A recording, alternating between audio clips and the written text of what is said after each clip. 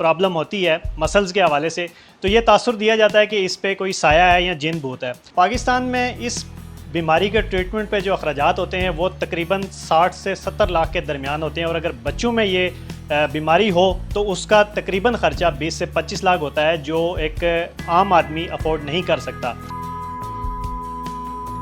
ناظرین اکرام، آج کا پروگرام روایتی پروگرام سے تھوڑا سا ہٹ گیا ہے۔ ہم ارد گرد دیکھتے ہیں کہ ایک بات بڑی زبان زد عام ہوتی ہے، جب کسی بچے کو یا کسی بڑے کو کوئی پرابلم ہوتی ہے مسلز کے حوالے سے تو یہ تاثر دیا جاتا ہے کہ اس پہ کوئی سایہ ہے یا جن بھوت ہے۔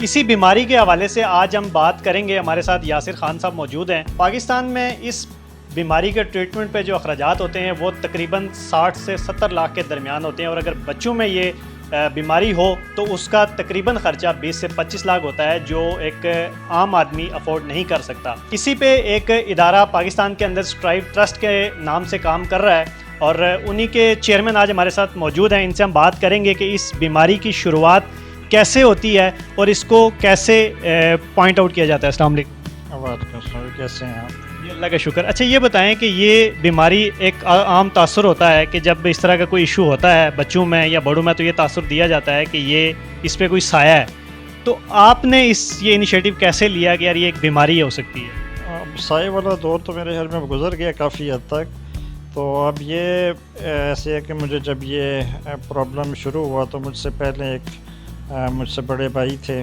جن کی بچپن میں ہی 9 منتھ کی ایج میں ڈیتھ ہو گئی۔ ان کے بارے میں بھی کچھ ایسا ہی گمان تھا جو آپ نے کہا کہ کچھ سایہ ہے اور کچھ ایسی باتیں۔ پھر میری پیدائش ہوئی تو میری ایکٹیویٹیز بھی ویسی نہیں تھی، تو پیرنٹس پریشان ہوئے۔ پھر اس کے بعد مجھے ڈاکٹرز وغیرہ کے پاس لے جانا شروع ہوئے، تو پھر آہستہ آہستہ کرتے سمجھ آئی کہ وہ بیماری اس وقت تو کئی سالوں تک نہیں سمجھ آ سکی، لیکن وقت کے ساتھ ساتھ پتہ چلا کہ یہ کیا چیز ہے اور کیا بیماری ہے، تو بس ایسے اس کے بارے میں مجھے جو ہے وہ علم ہوا۔ اچھا ناظرین اکرام، یہ جو بیماری ہے یہ انسان کے حرام مغز سے لنکڈ ہوتی ہے اور وہاں سے یہ شروع ہوتی ہے۔ اچھا اس میں کیا سمٹمز ہوتے ہیں؟ اگر ہم بچوں کا دیکھیں کہ کس طرح کے سمٹمز اگر ان کی فزیکلی آنا شروع ہوں تو اس بیماری کی نشاندہی ہوتی ہے؟ دیکھیں بہت ساری بیماریاں ایسی ہوتی ہیں جن کے سمٹمز وہ ایک ہی جیسے ہوتے ہیں۔ اب سمٹمز کی بنیاد پہ آپ جو ہے وہ بیماریوں کو ڈفرینشیٹ کرنا بہت مشکل ہوتا ہے۔ جیسے اب اس میں بھی اس بیماری کی بھی آگے 4 سب ٹائپس ہیں، SMA ٹائپ 1 2 3 4۔ تو ویسے اگر عام ہم بات کریں تو اس میں ایسا ہوتا ہے کہ آپ گردن نہیں اٹھا پاتا، سیویئر جو اس کی ٹائپ ہے، بچہ ہاتھ نہیں ہلا پاتا، بازو ٹانگوں کی موومنٹ نہیں ہوتی۔ تو جو بہتر ہوتا ہے وہ یہ ہے کہ بچپن میں تو نہیں، جو ٹائپ 3 جیسے میری ہے وہ نہیں پتہ چلتا، لیکن جب وہ چلنا شروع ہوتا ہے تو تھوڑا لیٹ چلتا ہے، پھر سیدھا نہیں چل پاتا، نارمل بچوں کی طرح نہیں چل پاتا۔ تو یہ اس طرح کے سمٹمز ہوتے ہیں اس کے۔ اچھا اس میں ہم یہ بھی کہہ سکتے ہیں کہ کوئی بچہ تقریباً ایج 5-6 سال تک نارمل ہوتا ہے اور اس کے بعد بھی اس میں یہ سمٹمز ہو سکتے ہیں؟ ٹائپ 3 تک تو دیکھیے ایسا نہیں ہوتا، سمٹمز پتہ چل جاتے ہیں بچپن میں ہی، لیکن یہ کہ وہ بچہ بہت حد تک نارمل ہوتا ہے۔ ٹائپ 4 میں البتہ یہ ہو سکتا ہے کہ سمٹمز بہت لیٹ اپیئر ہوں، لیکن زیادہ تر جو اس کی جو سیویئر ٹائپ ہے ٹائپ 1، اس میں تو آپ کو پہلے ہی 2-3 منتھس کے اندر پتہ چل جاتا ہے، بلکہ اس سے بھی پہلے پتہ چل جاتا ہے کہ آپ کے بچے میں کوئی بڑا پرابلم اس طرح کا ہے جسمانی طور پہ۔ اچھا جیسے ہم نے پہلے بھی بات کی کہ یہ اس میں کوئی ایج فیکٹر نہیں ہے، کہ یہ بچوں کو بھی ہو سکتا ہے اور بڑوں کو بھی ہو سکتا ہے، تو بچوں اور بڑوں کے جو سمٹمز ہوتے ہیں ان میں کوئی میجر ڈفرینس ہوتا ہے؟ جی دیکھیں یہ بچوں اور بڑوں کا تو یہ ٹاپک ہی نہیں ہے، کیونکہ یہ بچوں کو یہ جینیٹک ہے، یعنی یہ پیدائشی ہے۔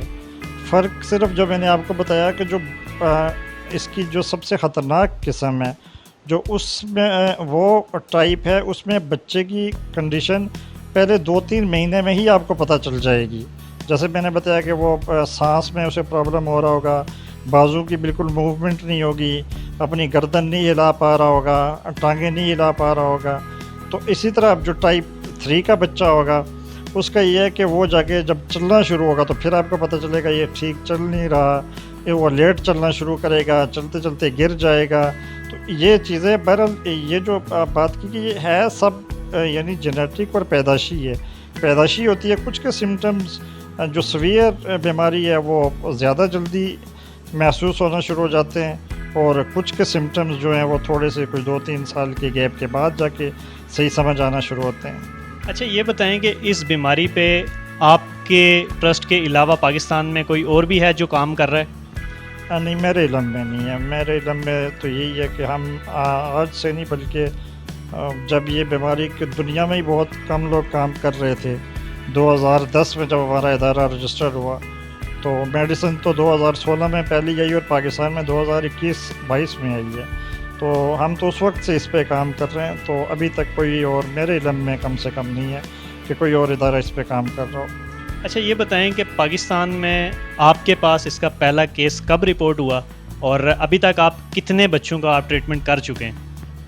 اچھا، پاکستان میں کوئی ایگزیکٹ ڈیٹ تو آپ کو نہیں بتا سکتا، لیکن چونکہ اس سے پہلے ہمارا جو کام تھا ڈفرینٹ ڈیزیز پہ بھی ہم کر رہے ہیں، ریہیبلیٹیشن سینٹر بھی ہم نے رکھا جہاں لوگوں کا فری آف کاسٹ ٹریٹمنٹ ہوتا تھا، تو وہاں پہ کچھ لوگ آتے تھے، بتاتے تھے کہ اس طرح ہمارے بچوں کو یہ پرابلم ہے، تو یعنی یہ کافی سالوں سے کیسز، لیکن جو پراپر جو ہم نے رجسٹریشن باقاعدگی سے شروع کی ہے وہ لاسٹ جون سے شروع کیا، جب سے یہ میڈیسن پاکستان میں اویلیبل ہوئی ہے اس کے لیے۔ اس کا رجسٹریشن کا کیا پروسیس ہے؟ اگر کوئی فیملی کوئی آپ سے کانٹیکٹ کرنا چاہے تو اس کا کیا پروسیجر ہے آپ کا؟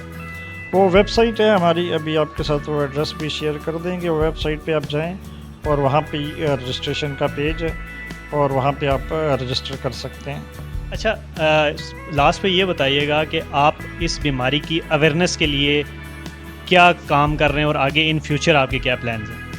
دیکھیے ابھی تک تو اویئرنیس کے لیے ہم یہ کام کر رہے ہیں کہ آپ جیسے دوستوں کے شکر گزار ہیں، جب آپ آئیں بہت سارے لوگوں کو آپ یہ میسج پہنچائیں گے، اس طرح ہمارا ہی ادارہ جس نے پہلی دفعہ اس کے جو ہیں وہ اویئرنیس سیمینارز کیے ہیں مختلف جگہوں پہ۔ اب کچھ دن پہلے میری لاہور چیمبر اور فیصل آباد چیمبر میں ملاقات ہوئی ہے اسی حوالے سے، اور اسی طرح جو ایک میڈیسن جو پاکستان میں ابھی اویلیبل ہے جس کمپنی کی روش فارماسیوٹیکل کی، جنہوں نے پاکستان میں بہت سستی کر کے یہ میڈیسن دی، جو جیسے جو باہر کروڑوں روپیہ جس کی لاگت ہے، ان کے ساتھ مل کے بھی ہم کچھ ایکٹیویٹیز کر رہے ہیں کہ لوگوں کو اس کے بارے میں زیادہ سے زیادہ بتا سکیں۔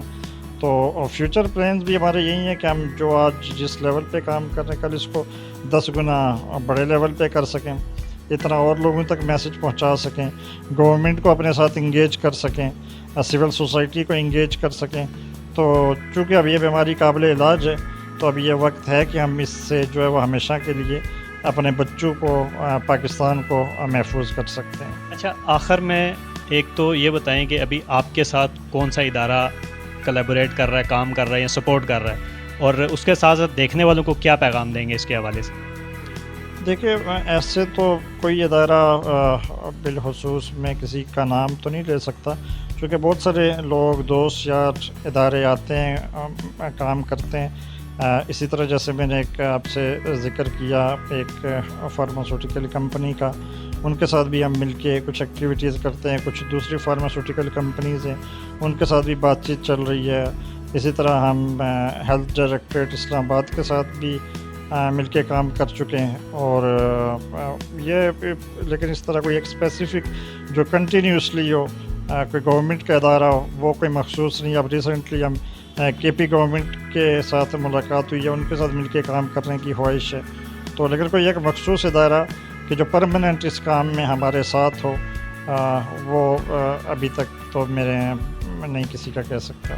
دیکھنے والوں کو کیا پیغام دیں گے جو اس وقت آپ کو لوگ دیکھ رہے ہیں؟ میسج یہی ہے کہ اس کاز کو سپورٹ کریں جس طرح سے آپ کر سکتے ہیں، اسٹرائیو ٹرسٹ کو سپورٹ کریں، اور وہ آپ دو طرح سے سپورٹ کر سکتے ہیں۔ ایک اویئرنیس کے طور پہ کر سکتے ہیں، آپ اس کی زیادہ سے زیادہ اویئرنیس دیں لوگوں کو، اور جو آپ کا جہاں پہ انفلوئنس ہو سکے گورنمنٹ میں انفلوئنس کریں، تاکہ جب تک دیکھیں یہ میڈیسن کو گورنمنٹ سے اپروول نہیں ملتا تو یہ بڑا مشکل ہے لوگوں کے لیے خریدنا۔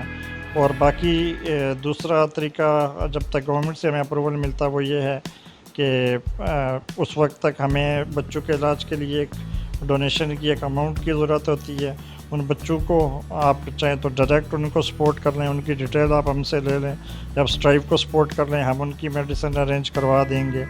اور تیسرا اور اہم میسیج یہ کہ مستقبل میں جو بھی پاکستان میں لوگ ہوں وہ شادی سے پہلے اپنے ٹیسٹ ضرور کروا لیں، تاکہ بہت ساری ایسی جینیٹک ڈیزیز سے، صرف اس سے اسپائنل مسکولر ایٹروفی نہیں، بہت ساری ایسی بیماریوں سے آپ لوگ جو ہے وہ بچ سکتے ہیں۔